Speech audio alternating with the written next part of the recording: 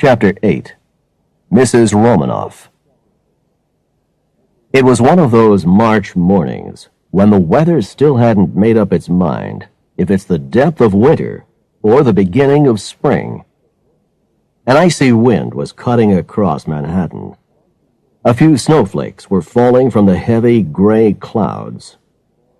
I'd arranged to meet Stella at Metropolitan Hospital, where she'd been at Jose's bedside with her mom. Stella was waiting outside the main entrance, shivering with cold.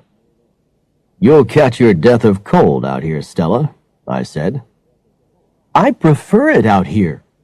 Right now, I've had enough of hospitals. I've just been with Jose for an hour. There's no change.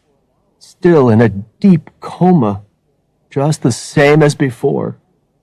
At least the police are being more relaxed about access now that he's unconscious." "I'd like to see him anyway, now that I'm here," I said. We made our way up to Jose's room. As usual, the police guard was on duty outside the room. Through the window, I could see Stella's mom at the bedside, talking to the unconscious Jose. "See that, Nat? Mom spends hour after hour chatting to him. She's convinced she's getting through to him, but I haven't noticed any kind of response." "Let's hope it does some good," I said. I didn't feel it was appropriate to enter the room. Jose was with his family. I knew that the unconscious brain can still be active and functioning. I just hoped he was receiving something that might get through whatever block was keeping him from regaining consciousness. Yesterday, Oldenburg had emailed me a letter of introduction to a Commander Lockhart of the U.S. Coast Guard, who was based at the Mauritius Coast Guard Station. I'd already made an appointment to talk to him about the Jones Beach wreck. The wrecked lifeboat was now being stored at Jones Beach Coast Guard Station, and I had arranged to meet Lockhart there. I was curious to examine it and prove any new Russian connections. As far as this investigation was concerned, it was all a very long shot. It could easily be a pointless visit, but I felt we should be doing something for Jose. The subway was clear of the worst of the rush-hour crowds. As the number 4 train sped downtown toward Midtown Manhattan, I thought over what I knew about Jose's night out in Brighton Beach. If only he would regain consciousness, then he might recall something relevant. From 51st Street, an E-train took us west across town to Penn Station, where we took a Long Island Railroad train to Freeport. A 40-minute journey, but quicker and cheaper than any cab. As the train made its way through the suburbs of Queens, I noticed Stella biting her lip. I know that little habit of hers. It means something is on her mind. "Are you okay, Stella?" I asked. "This past week, Nat, has been a total nightmare. I'm tense and anxious all the time. We seem to be getting nowhere fast. I know it's not your fault. You're doing everything you possibly can. But there are times when I feel like tearing my hair out and screaming." "Don't give up hope, Stella," I said. "I won't let Jose down. Believe me. I'm positive the evidence is out there. The pressure's getting me down, too. If this was an ordinary, everyday investigation, I'd be able to walk away from it and put it right out of my mind. But it's there with me all the time. If I wake up in the middle of the night, I'm thinking about it. We'll crack this case, somehow." We took a cab from Freeport to the Jones Beach Coast Guard Station, where we were welcomed by the officer responsible for Long Island South, Commander Lockhart, a tall, fit-looking man in his 50s. "Pleased to meet you, Mr. Marley," said Lockhart. shaking my hand with a firm grip. "Captain Oldenburg asked me to give you every possible assistance." "Thanks," I said. "This is my assistant, Stella Delgado. We're working on a case that just might have a connection with the recent incident on Jones Beach. As you know, we'd like to see that wrecked lifeboat which was recovered," I replied. Lockhart took us out to a workshop alongside the Coast Guard building. Inside was part of what had once been a well-built boat. The paint was peeling off it. Some clean, fresh wood was visible where the boat had split in two. At the back of the boat were the faded letters. They did look like Russian letters. Lockhart took a screwdriver from a workbench and pointed at a section of the boat. "I'd like to demonstrate to you just how poor the condition of this boat is," he announced.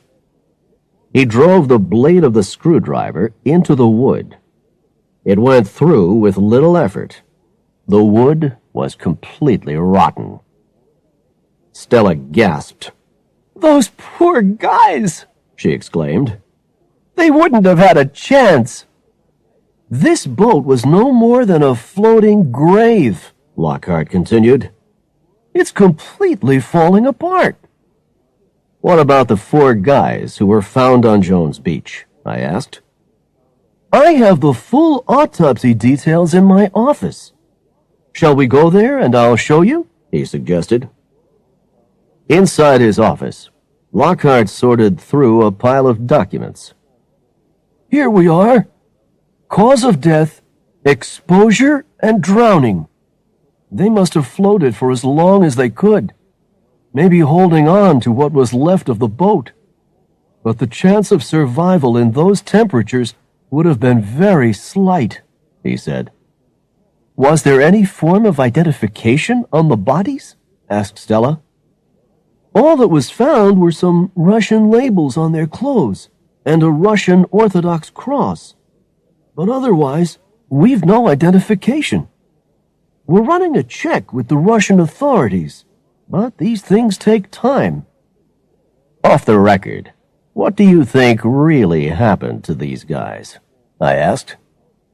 "Our guess is an illegal immigration operation," Lockhart began. "They probably paid a huge amount of money for the privilege of being smuggled from Russia into the USA. In cases like these, another bigger boat would be involved, probably a small fishing boat. They remain offshore, then transfer the immigrants into smaller boats."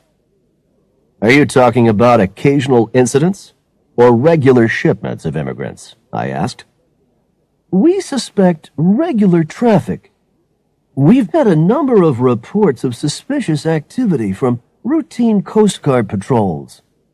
The Coast Guard has carried out a number of search and seizure operations at sea, but our resources are limited.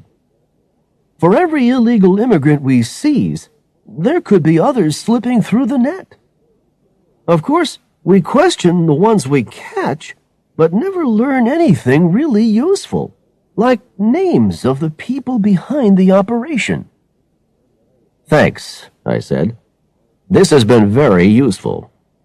If I discover anything relevant, I'll let you know." "Mr. Marley, whoever put any people into that boat might as well have been holding a gun to their heads," said Lockhart. "You realize there could still be more bodies? It could take time before they're all washed onto the beach." From Jones Beach, we took a cab to Brighton Beach. The heavy clouds had begun to lift slightly, and the occasional ray of sunshine was breaking through. Our next appointment with Alexei Romanov's widow had to be handled very delicately. The Romanov house was situated in a wealthy neighborhood of Brighton Beach, offshore Boulevard. Large houses with well-cared-for gardens. None of the trees had been optimistic enough to think about bursting into leaf yet. The temperature couldn't have been much above freezing. The door was answered by a maid, who took our names and left us waiting in the entrance hall. Soon, she returned and led us into an elegantly furnished dining room.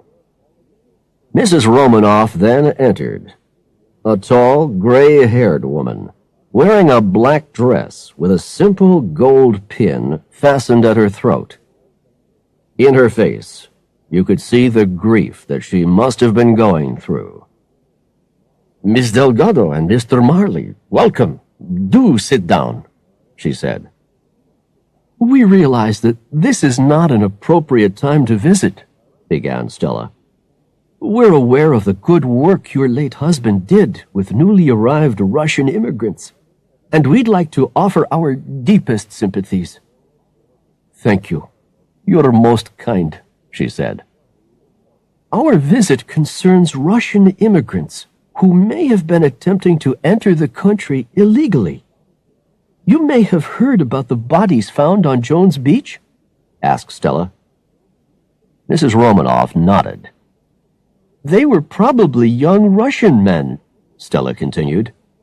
"The boat they were sailing in was in a completely unseaworthy condition.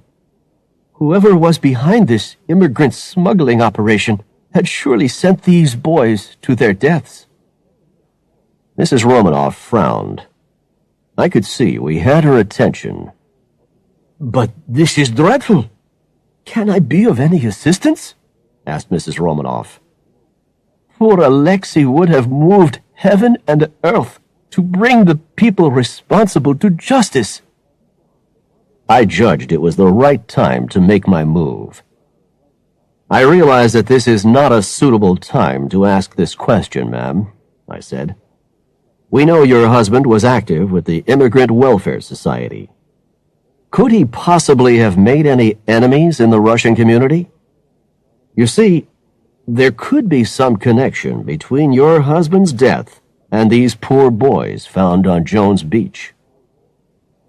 I really couldn't be absolutely sure of my facts here. But again, there was no harm in taking a chance if we were going to make any progress with Jose's case. "The police have already asked me all about—" began Mrs. Romanoff. She then paused and gave me a hard stare.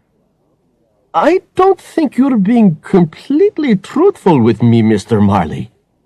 What is the real reason for your visit?" It was time to put all our cards on the table. "Mrs. Romanoff, I apologize. Yes, I have been less than honest.